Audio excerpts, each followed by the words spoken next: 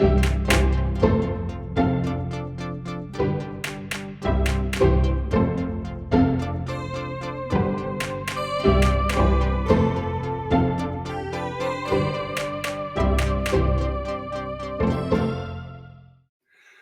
everyone, I'm Rob. Welcome back to the Brown Dog Studios and Policy G. Take it from me. How's it going, Susan? Hey, thanks, Rob. It's pretty good. Happy 2022. Yeah, 2022. Is this the year that good governance takes over and sweeps through all the boardrooms of the world? Oh, yes, definitely. Or Zoom rooms, anyway. Well, we're going to do our part anyway with this podcast and all the other Brown Dog consulting projects in motion. So, what's on your mind these days, Susan? Oh, so much, Rob. There's so much going on. For this podcast, though, let's talk about policy governance in the news. I will tell a story, policy governance story time. And I just want to share a few tips and tricks. We'll talk about people tips for people who aren't even using policy governance yet, but what can they do now? Sounds like a full plate. Where do we start? Well, policy governance in the news. Now, when you do a Google search of policy governance and you look for news stories that mention policy governance, there isn't a lot, but usually the things that do turn up have to do with school boards. And often it's a case of school boards that are using policy governance and there's some big scandal or conflict or people are angry about something. So last fall, there was this story of these four school board members who were being recalled. The recall effort never actually worked, it was turned down. But somebody decided that four board members needed to be taken off the school board. And they had a website and they had all kinds of points that they were making. And one of the points they made was that the board was delegating to the superintendent too much. Actually, they didn't use the word delegating, they said the board had abdicated their responsibility. And it seemed to me like, hey, wait a second. Obviously, that board wasn't or isn't or can't be using policy governance because there is no abdication of board responsibility in policy governance. It's the opposite, right? The board delegates authority and then checks to make sure that that authority was used appropriately. They check for evidence of accomplishment of the direction that they set. One of the aspects of policy governance, John Carver talks about this all the time. He says all the different pieces of policy governance work together like the parts of a watch or a clock. Every single piece is important and they all work together to create the benefit, to create the thing, to tell time, to make the watch or the clock work, right? And so, because some people say, well, do we have to use all 10 policy governance principles? Can we just use three or four? And he's like, no, there's a reason why there's 10 and why they all kind of work together. They're integrated.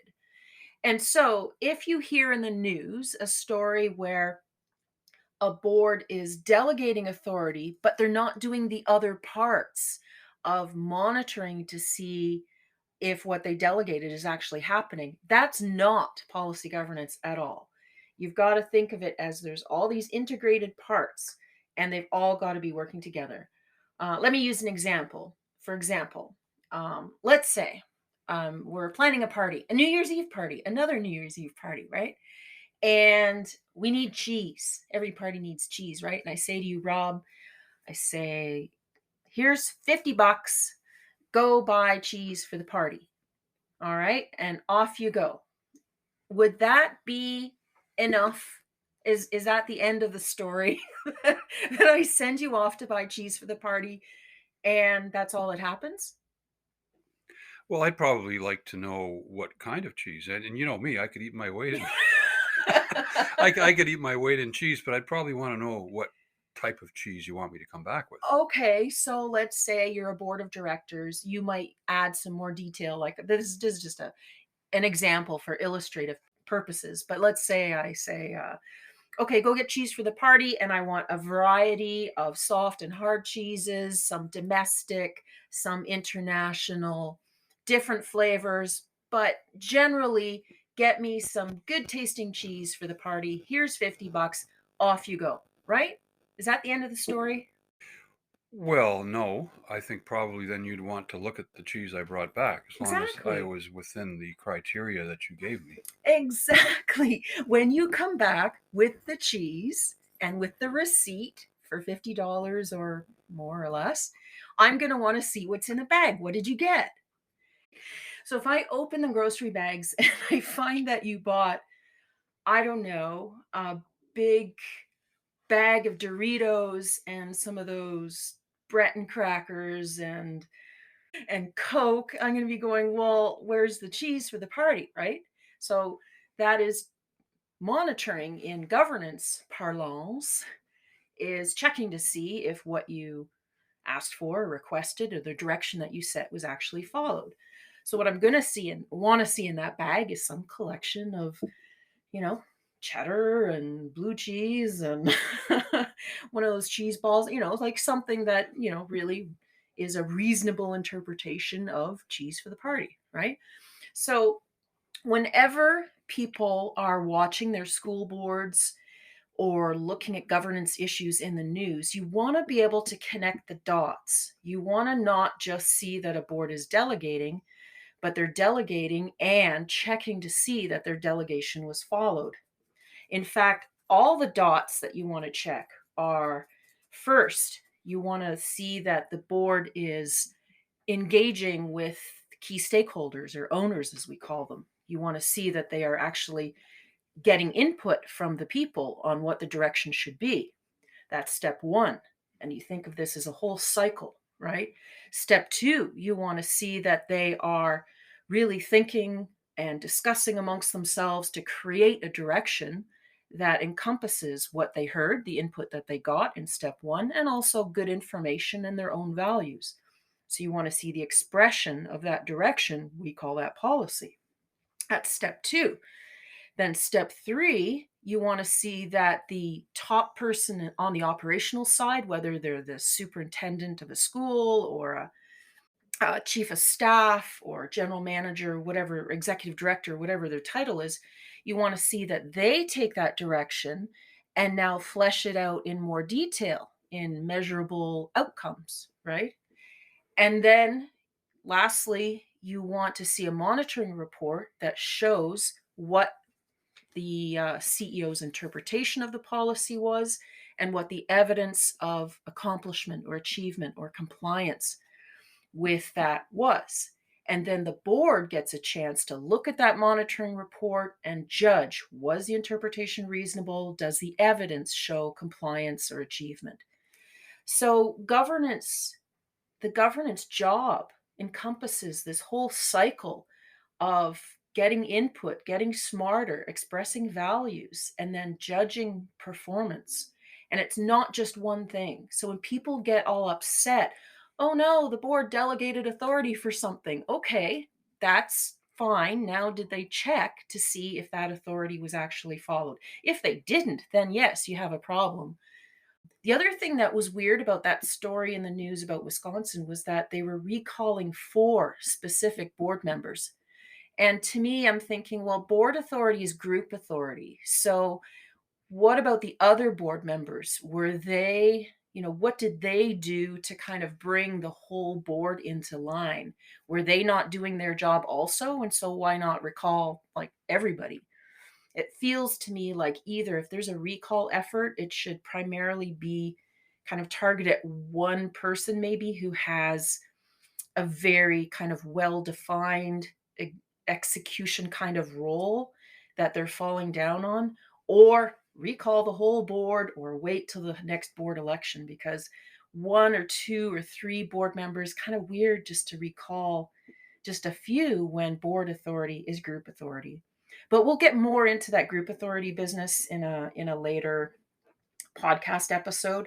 I just wanted to mainly point out here the importance of understanding how there's 10 principles and they're all integrated. And this integration, this thing of sending you off to the store to buy cheese without checking to see what you came back with, that's not how policy governance works. I also wanted to quote something actually that John Carver said about good governance at the local level. He says it's really, really difficult. He says requiring good governance at the local level is easier said than done. There exists a dysfunctional cycle. Boards are not accountable. The province or the state and community learn not to expect them to be accountable. And then, not being expected to be accountable, they do not struggle with the philosophy and mechanics of being accountable. So, the issue of public bodies like school boards, municipalities, other agencies, and you name it, that challenge for them to govern effectively is huge, because not only do they need to understand their job, but the people who are watching, the people in the public, have to have a good sense of what accountability and good governance even looks like. Susan, we'll take a quick break and be right back with Policy G story time.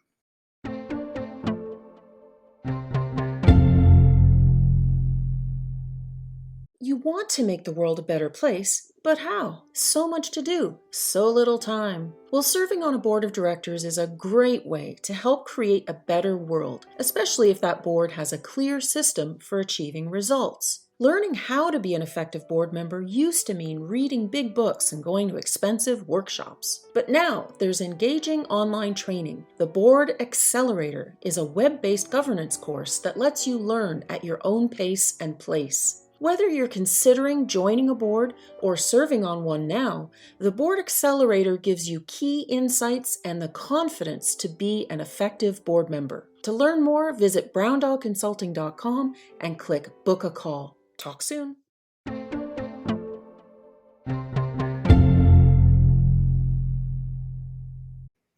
So, Susan, you have another story for us today?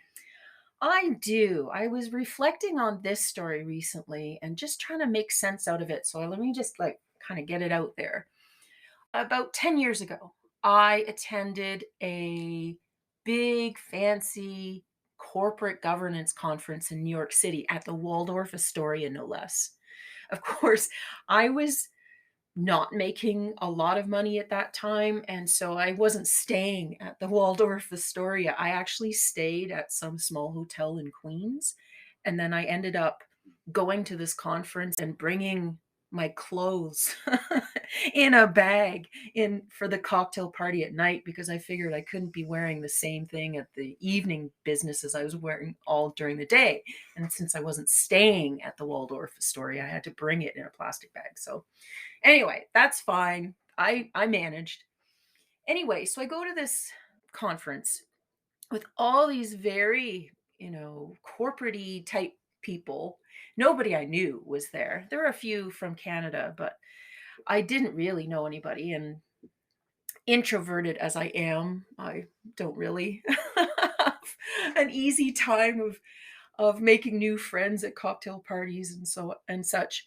But I still was in there with my policy governance hat on, right?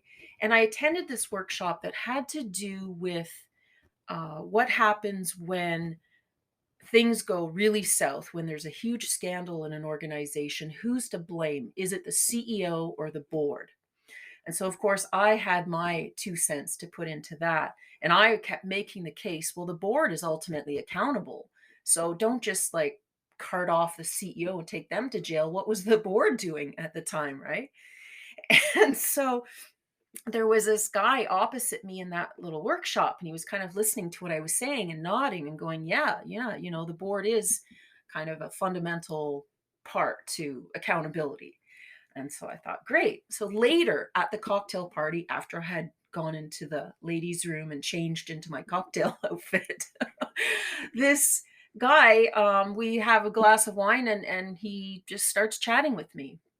And he's asking me more. He said, you made some good comments in that workshop. Tell me a little bit more about what you do and what you're all about. So, of course, I launch into my whole, life story and talk about policy governance and how great it was. And he made a few comments here and there. And then we're having a nice chat and we're drinking wine. And then I realized, I stopped for a second. I said, wait a second, what board did you say you served on? And he said, Enron. At which point I almost lost it, because he is a board member on the board that I'm always using as an example of governance gone wrong. And here I am standing with the guy, one of the guys.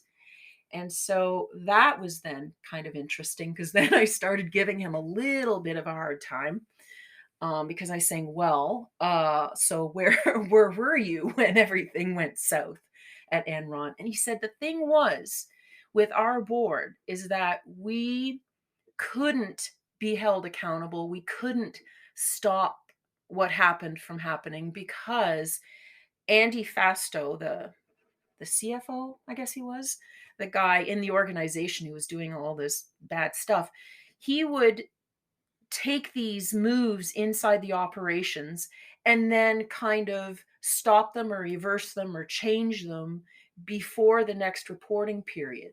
So he would kind of try something and then cover it up and then try something and cover it up.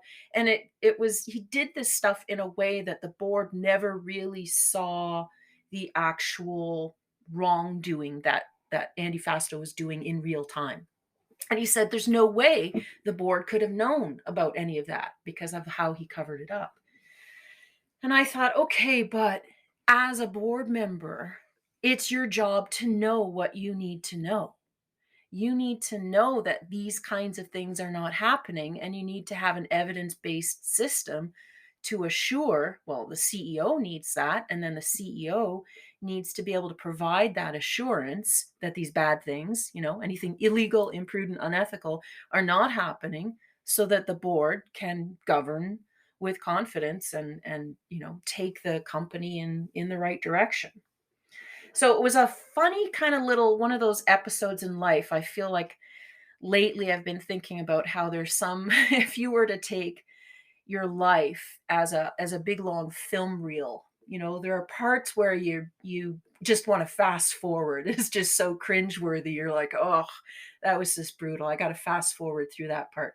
Then there's other parts of your life where you kind of want to play it in slow motion because it was really, really good and you want to experience that again.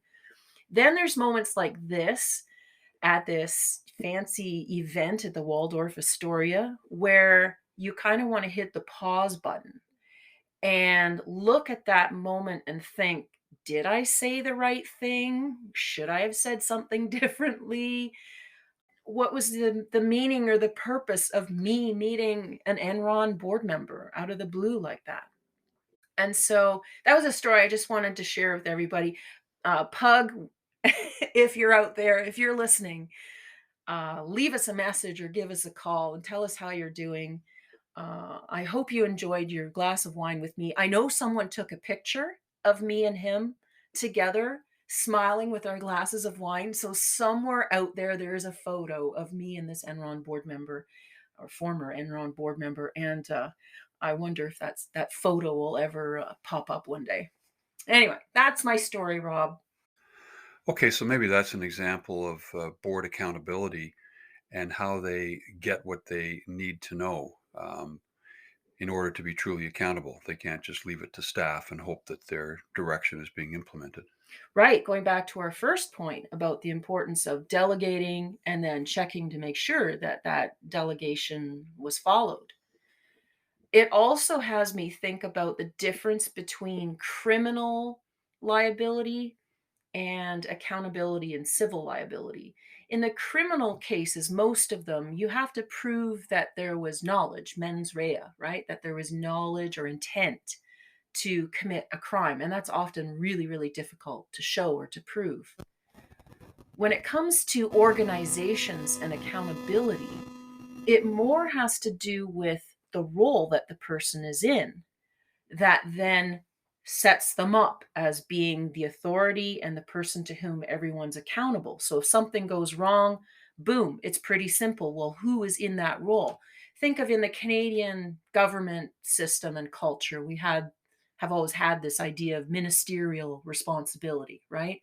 So remember the John Fraser tuna case where there was tainted tuna, the minister of fisheries had to fall on his sword, had to say, okay, because of this doctrine of ministerial responsibility, I have to resign.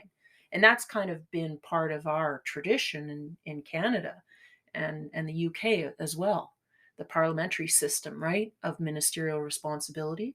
So when it comes to organizations, it's a little bit of a similar thing. If you're in that role as CEO, you are accountable for everything that everyone else in your employ does. Even though you are not directly responsible for what they're doing, you are accountable for all of it. And so it feels so much simpler to, I don't know, not lay blame necessarily, but to show, okay, who's who's accountable for this thing going wrong. It doesn't matter that you didn't actually, cook the books yourself. But if you are accountable for someone who did cook the books, then there's much more clarity.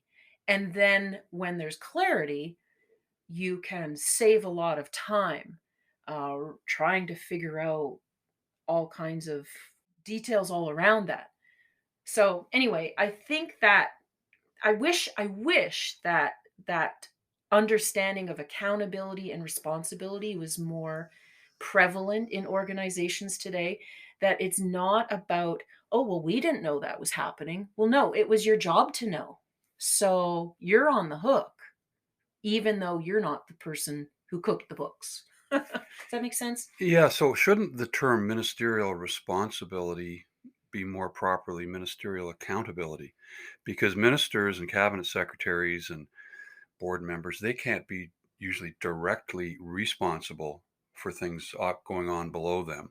They're accountable and should know about it, but they're not responsible. So John Fraser had to fall on his sword, even though he wasn't directly responsible for the tainted tuna. Right. So this business of board accountability, they should know what's going on in the organization, even if they're not directly responsible for those activities. They should be accountable for them through a monitoring system. Right, right. And yeah, the phrase ministerial responsibility came along far before policy governance came along, and our understanding of the differences between accountability and responsibility. In the way that that term has been used, it does refer more to ministerial accountability. That would be kind of a more accurate term. Well, we all know what happened to Enron and WorldCom and similar organizations. That's an example of governance dysfunction. So, all right, let's take another quick break and then we'll come back.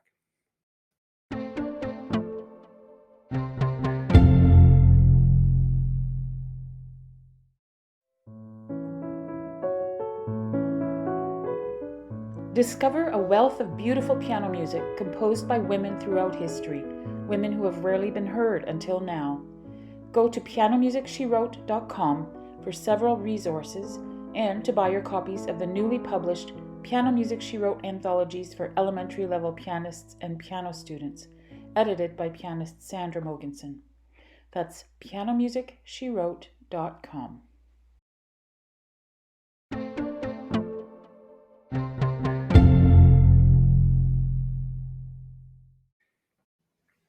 So, Susan, after those few examples and a bit of background, what do you have in the way of advice or tips and tricks for people serving on or for boards of directors? Well, remember from our last podcast, we talked about the different audiences for this podcast, how there's the policy governance people, the geeks, the gurus like me, then the PG curious, but then there's that other batch of people who serve on boards or serve for a board of directors, but they're suffering. So I wanted to talk to them a little bit here about, if you're not using policy governance, what can you do? I mean, is there anything that those people can do in the moment when they're experiencing issues at board meetings? And so I wanted to share a little bit of advice for those people. Obviously, we'd love for you to learn about policy governance and use the policy governance principles. That's really going to go a long way to solve many or most or all of your problems. But if you're not, and you're not quite there yet, we get it, that's fine. One thing that you can keep in mind in those cases when you're in a board meeting and there is either a conversation that's going around and around and around forever, and everyone's thinking, where haven't we talked about this enough or already?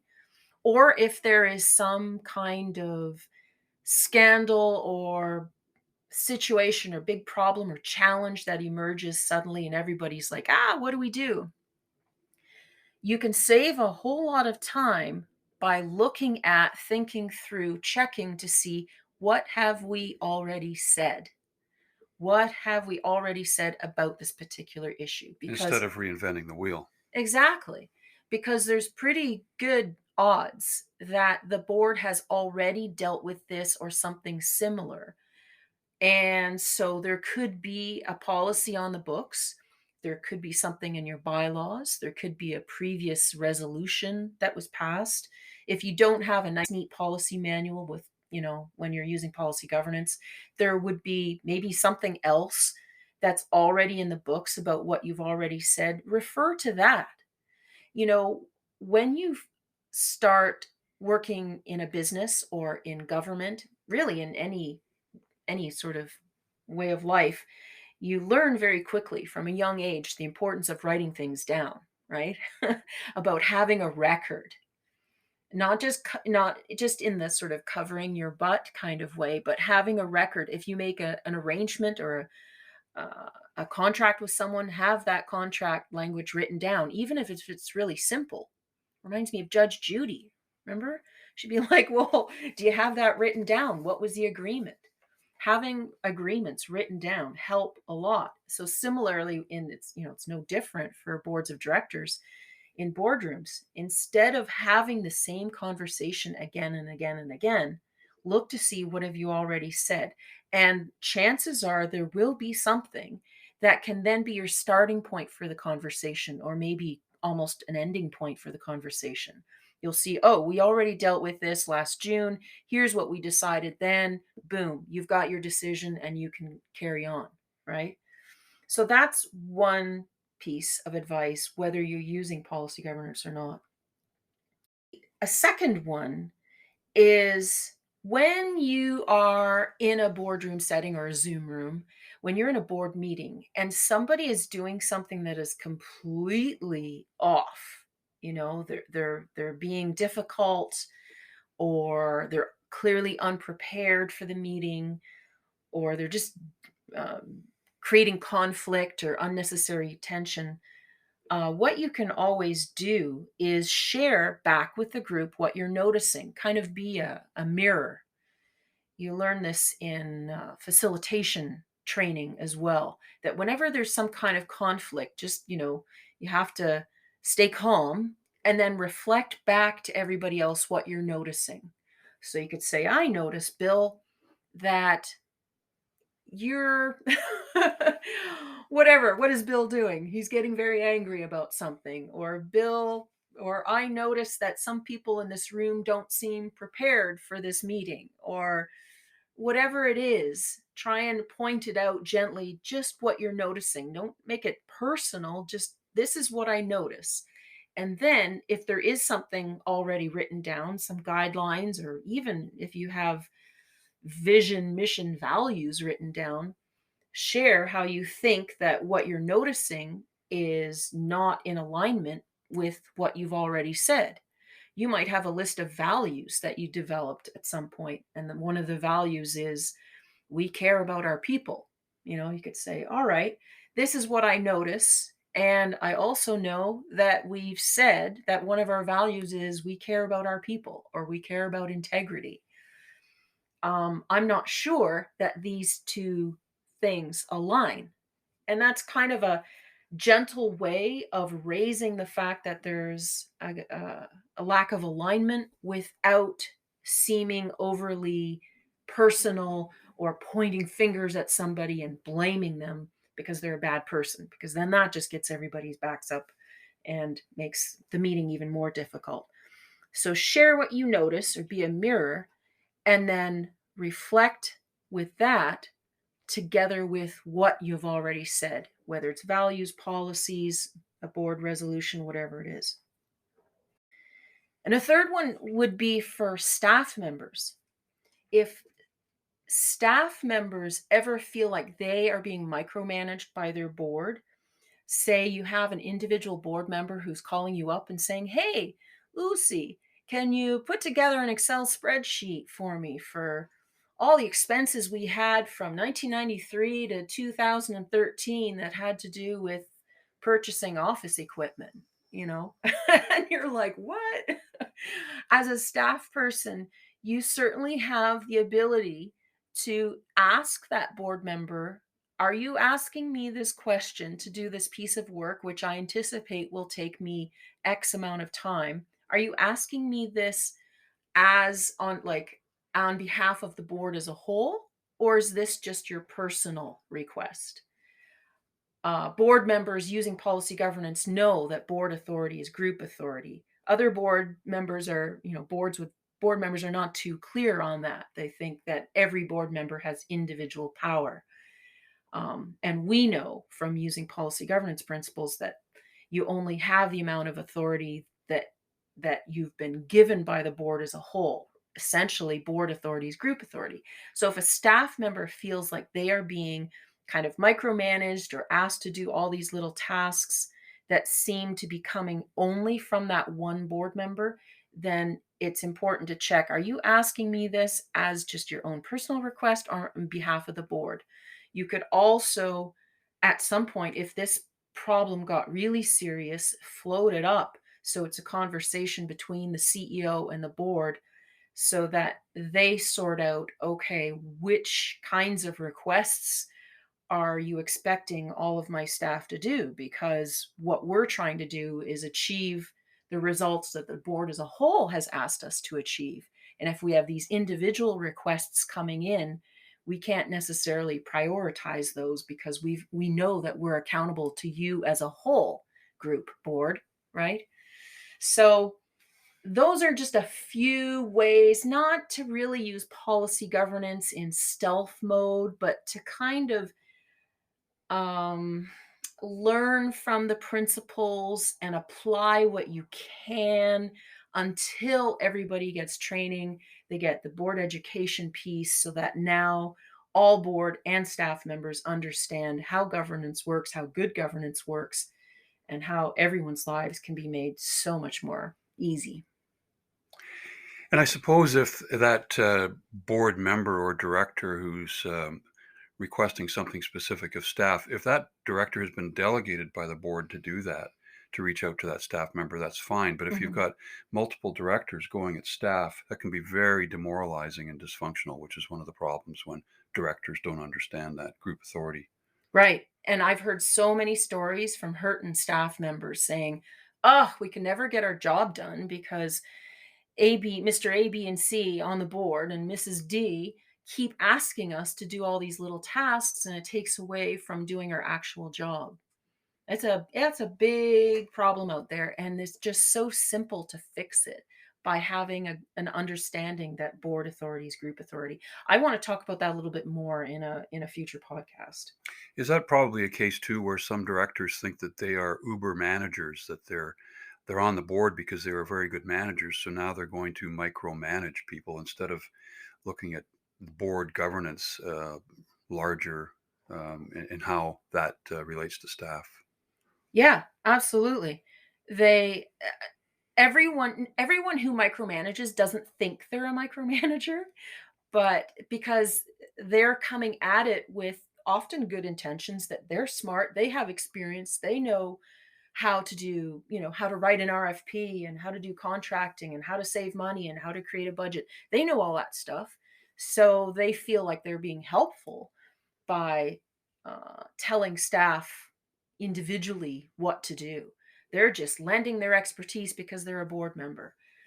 But that's not really their job as a member of a governing body. And we'll talk more about that in a future podcast. But I feel for those people who are suffering from these kinds of things right now and these kinds of frustrations.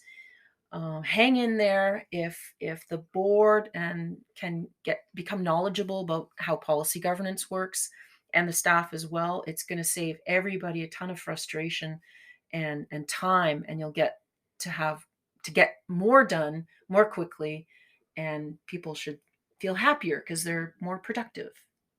And when you bring that role clarity, then everybody feels more empowered and perhaps less stressed in Mhm. doing their jobs. Yeah, I really think if you're if you're in a job where you're able to do your actual job and be creative about it and get things done, it's just kind of a happier feeling, and you just feel more engaged, and you're adding value, and you can see that, and it's great.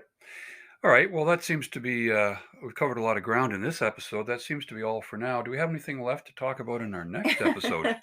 Well, like I said, definitely I want to get a little bit more into that group authority concept and what it means. And yes, there are a lot other topics: ownership stuff, stakeholders, owners, beneficiaries, customers versus owners. There's a lot more that I want to get into, more stories to come. If you have any questions about governance, about the work of boards of directors, about policy governance, send them to us and we will be glad to use them on a future podcast. Okay, that's it for now from Brown Dog Studios. Thank you, everyone. I'm Rob. That's Susan. We'll see you next time.